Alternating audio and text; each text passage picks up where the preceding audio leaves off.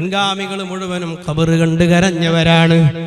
ആനായ ഉസ്മാൻ ഇബ്നു അഫ്ഫാൻ റളിയല്ലാഹു അൻഹു അവിടുന്ന് ഖബർ കാണുമ്പോ കരഞ്ഞ് കരഞ്ഞ് താടിയിലൂടെ ഒളൂ എടുത്ത് വെള്ളം ഒലിക്കുന്നത് പോലെ കണ്ണുനീരൊലിച്ചിരുന്നു എന്ന് കണ്ടിട്ടില്ലേ? നിങ്ങൾ നരകത്തെക്കുറിച്ച് മുത്തുനബി പറയുമ്പോൾ ഇത്ര കരഞ്ഞത് കണ്ടിട്ടില്ല.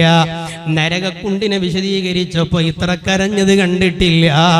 നിങ്ങൾ എന്തിനാണ് ഖബർ കാണുമ്പോൾ ഇത്ര കരയുന്നതെന്ന് ചോദിച്ചപ്പോ സമീഅതു റസൂലുള്ളാഹി സ്വല്ലല്ലാഹു അലൈഹി വസല്ലമ യഖൂലു, അതിന് കാരണം മുത്തുനബി പറഞ്ഞ വാക്കാണ്, ഇന്നൽ ഖബറ അവ്വലു മൻസിലിൻ മിൻ മനാസിലിൽ ആഖിറ. മരണശേഷമുള്ള ഒന്നാമത്തെ വീട് ഖബറാണ്. ഫമൻ നജാ മിന്നു ഫമാ ബഅദഹു ഫമാ ബൈദഹു ഐസറു. ആ ഖബറിൽ നിന്ന് രക്ഷപ്പെട്ടാൽ പിന്നെ ബാക്കിയുള്ള വീടുകളെല്ലാം വളരെ സന്തോഷമാണ്. ഫമൻ ലം യൻജു ഫമാ ബഅദഹു അശദ്ദു. രക്ഷ കിട്ടിയില്ലെങ്കിൽ പിന്നെയുള്ളതെല്ലാം പ്രയാസമാണ്.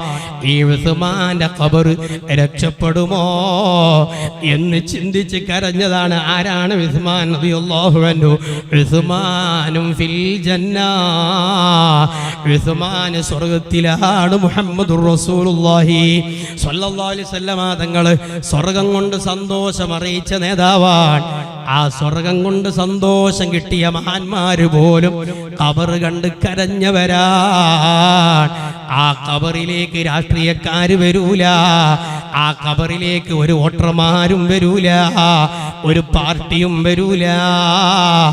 ആ ഖബറിൽ ഈമാനോടുകൂടെ ജീവിച്ച ഉമ്മയാണോ, ഈമാനോടുകൂടെ ജീവിച്ച പെങ്ങളാണോ, ഈമാനോടുകൂടെ ജീവിച്ച ബാപ്പയാണോ, അവർക്ക് നാളെ ഖബറിൽ വെളിച്ചമുണ്ട്, ഖബറിൽ സന്തോഷമുണ്ട്.